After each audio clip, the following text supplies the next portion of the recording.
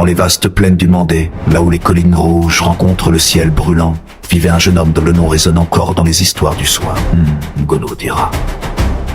Un homme simple, mais dont la force et la générosité dépassaient celles de tous les chasseurs du village.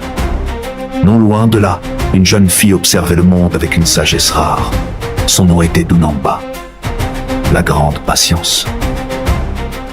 On disait qu'elle comprenait la terre, qu'elle entendait la voix des arbres, qu'elle savait calmer la nature par la douceur de son cœur. La sécheresse tomba sur la région comme une malédiction.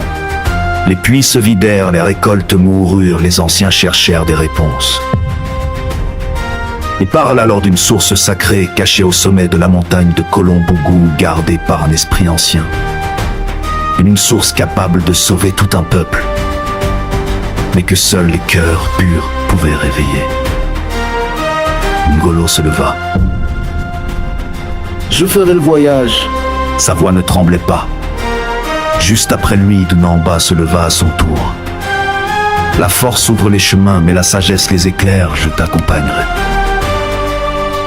Et ainsi commença leur voyage. Ils traversèrent la savane brûlée où même les herbes semblaient avoir abandonné l'espoir. Ils affrontèrent des tempêtes de sable, des animaux sauvages et des nuits plus froides que le silence, mais jamais, pas une seule fois, ils ne doutèrent. Ils avançaient. Ensemble. Une nuit, sous la lumière de la pleine lune, ils croisèrent une vieille femme assise au bord du chemin.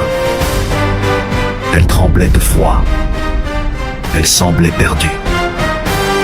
Sans réfléchir, Ngolo lui donna sa couverture. Et Dunamba partagea sa dernière gourde d'eau. La vieille femme sourit. Et soudain, dans un flash de lumière, elle disparut, ne laissant qu'une voix dans le vent. Celui qui donne sans attendre ouvre les portes du monde invisible. Arrivé au sommet de Kolombougou, un rugissement fit trembler la montagne. Un lion doré, immense, brillant comme un soleil vivant apparut devant eux. L'esprit gardien.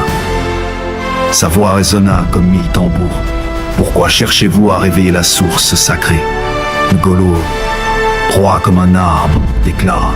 Pour sauver mon peuple, je ne demande rien pour moi. Dunamba ajouta calmement. La terre souffre, le peuple souffre. Nous voulons simplement redonner vie à ce qui était. Alors, le lion les observa longuement, puis il rugit vers le ciel.